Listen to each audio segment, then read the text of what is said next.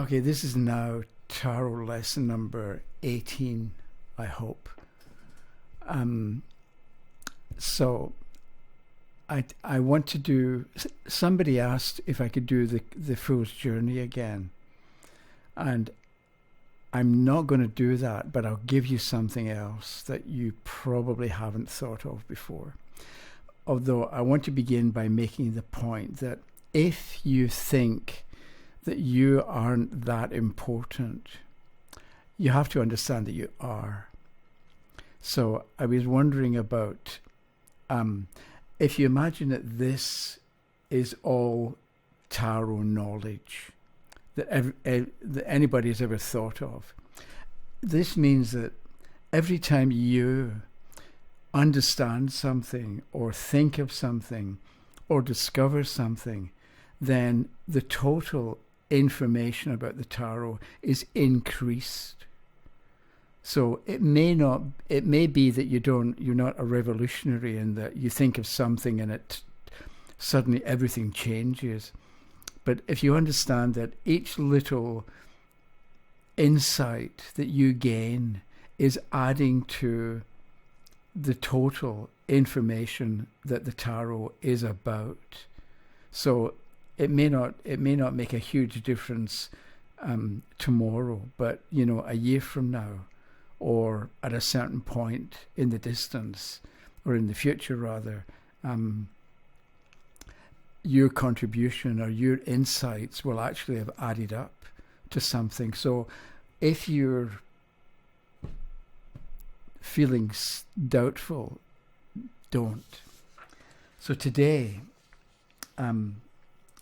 Roman numerals, right? So this is 1 looks like that, and 2 looks like this, and 3 looks like this, right? So we've got Roman numerals, and then 4 is 1V. So if the V is 5 and 6 is like that. So what you have here is there's 5 in the middle. If the smaller number is on the left, you subtract it. So this is 4 is actually 5 minus 1, and 6 is 5 plus 1. Then you've got 7, and then you've got 8, right? Then you get 9, 1x, 10, and 11. And the same idea where 10x is 10, and 10 minus 1 is 9, and 10 plus 1 is 11. And the reason I'm doing this is because it's easy to think of the magician as being number 1. But, okay, before we get to the magician, we've got the Fool is 0. The Fool's different. It's number 0. Whereas the other major trumps, because in the Rider deck, we've got Roman numerals at the top rather than Arabic numbers. And I think it's interesting to look at the major trumps as Roman numerals. So the Fool is different. The Fool is 0 and doesn't really belong with the series, and that in itself can be valuable information. So if somebody wants to know what's going to happen in the future and the Fool shows up, then something new, something different, something out of the ordinary, something that you're maybe not used to, because the Fool is 0. And it's not part of the normal sequence of events represented by 1, 2, and 3, and so on. So if we've got 1, 2, and 3 go together in some way because they're just a straight line, 1, 2, and 3, which makes me think 1, 2, 3. The magician, the high priestess, and the empress in some way belong together. So when was the last time you looked at these 3 cards together, or as a group, or as a little story, or as a concept? Because maybe what we've got here is the magician is an individual idea or a seed, and it's followed by the high priestess. So you've got the idea. You keep it in the dark for a while and let it develop, because the high priestess is sort of private and in the dark and secluded, or maybe isolated. So if you've got an idea, you don't immediately present it to the world. Step number one is to cultivate it and take care of it for a while, so that it can develop, roots and develop strength. Then, with number 3, then you emerge into the world. So if you've got an idea, you keep it to yourself for a while, then you tell other people. Because if you don't keep it, if you go straight from here to here, the idea is probably going to fail, or people will talk you out of it. But it also means, I think, if the magician represents a seed idea, and then it goes into the high priestess area, what are you taking care of? Right? I mean, if we think of that whatever is connected with the high priestess is being cared for or being taken care of. So what are you taking care of in your thoughts, in your ideas, in your expectations?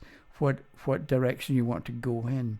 So are you taking care of the idea that you're sick, or that you are worthless, or that you are unhappy, or whatever? I'm thinking of negative stuff. Because if that's what you're taking care of, then that's what's going to come back to you. Whereas if you're taking care of, if you've got an idea that you would like to learn something new or become really good at something, and that's what you're taking care of, and you're thinking about it and imagining how you would do it, or what would make sense, or whatever positive ideas. If you think of it as seed, you water it and you give it a little bit of sunlight periodically maybe, but you water it and you weed around it. Is that what you're doing with your ideas? Or are you ignoring them, and so they fade in the darkness? So that's 1, 2, 3, for instance. But then I'm only going to do up to 11, because I'll leave you to think about the other cards for the next time. But then we've got 4, 5, and 6. I took those 3 initially, because there's 4, 5, and 6. The one in the middle is important. In some way, the Hierophant is important, because the Hierophant -1, the Hierophant minus the Magician is the Emperor, the Hierophant plus the Magician is the Lovers. But it's like it revolves around the Hierophant. So if we take the Hierophant as organized religion, we could do that. And you take away individuality, individual thought, you've got a dominant individual giving you orders. Whereas if you have organized religion plus individuality, or plus original ideas, then you've got choices to make. You've got a path in front of you, and which way you're going to go. So I'm talking like this, and I'm not sure what I'm saying, but maybe I would write this down, or when you're doing your own study, you write it all down. But I looked for a nail. I couldn't find a nail, not a fingernail, an actual nail. Because if you've ever hammered a nail into a piece of wood, you know that you can hit the nail squarely on the head, and the nail will go into the wood well. But if you're off to the side a bit, you can bend the nail, and then you've got to unbend it, and it's awkward. So there's an expression in English about hitting the nail on the head, then things go better. So it occurs to me that in looking at this and coming up with ideas about what this sequence might tell you, you write it all down, but you're not going to hit the nail on the head every time with every thought that you have. So sometimes you'll come up with an idea, but it's not very good. But it can lead to something better. And this is because Mr. X left comments before about what he had done with, I think, the 8 of Cups. and I replied to the comment that he had made. But it seems to me that if you're being psychic or if you're being intuitive, that may work, but you're not going to hit the nail on the head every time.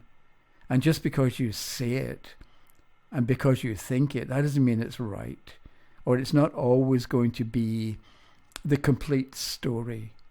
So maybe what we do when we're looking at our own studies is that we come up with ideas and think about them, but we don't get attached to the idea that you have and think you have to turn it into something profound. Because maybe it's a step in a certain direction, and that's for the value of the idea, but maybe it's just not a very good idea. And you've got to come to that realization and then leave it behind. And that way you learn something as well. Because as I mentioned before, you can learn as much from a bad book as you can from a good one. You can learn as much from a bad idea as you can from a good one. So we've got 4, 5, 6. Then we've got 7 and 8. And I don't know what to do, but I've got 8 as justice, not the strength card. But if you get the point. So somehow we're going, this looks like a little group as well. The Emperor, the Hierophant, the Lovers, the Chariot, and Justice. Because they all relate to, if you look at the Roman numerals, they've all got a V in it, right, the 5. And they all revolve around the number 5. Or they all revolve around the idea of the Hierophant. And the Hierophant can be the person who helps you get off to a good start. Because in the past, apparently in mystery schools, when you were just new to the study, then somebody would sort of take your hand and give you guidance in the early days. And maybe that's what the Hierophant is about.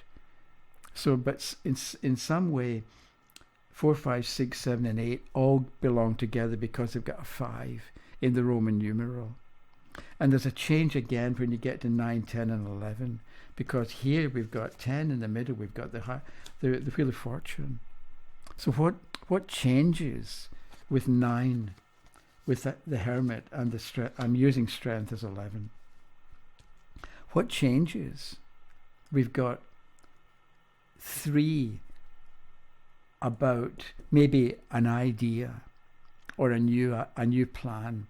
Then we've got 5 steps to get you maybe over the early stages of a project. Then there's a change because at this point we go from 5 being the central point to 10 being the number. And you take away individuality and you've got the Hermit. You add individuality and you've got the Strength card. Which means what? I don't know at this point, at this moment, what to say about it. So that was what I wanted to do today with this particular lesson, and leave you to it, or leave it with you and see what you come up with on your own over the next few days. Let me just put these back in, not kind of, and sort of separate them a bit so they're not all in order. So that, I don't know what you think of that. It's not exactly the Fool's Journey, but maybe it could be turned into the Fool's Journey. But it's a different way of looking at what the Fool goes through. You've got a group of 3, and then a group of 5, and then 3 and a bit more, because 12, 13, and 14 also revolve around the number 10, x plus 1, 1, 1, 1, 1. And x, and then we've got, it gets complicated at 15 because you've got x, v. So it's taking you back to an earlier period or an earlier stage of development, and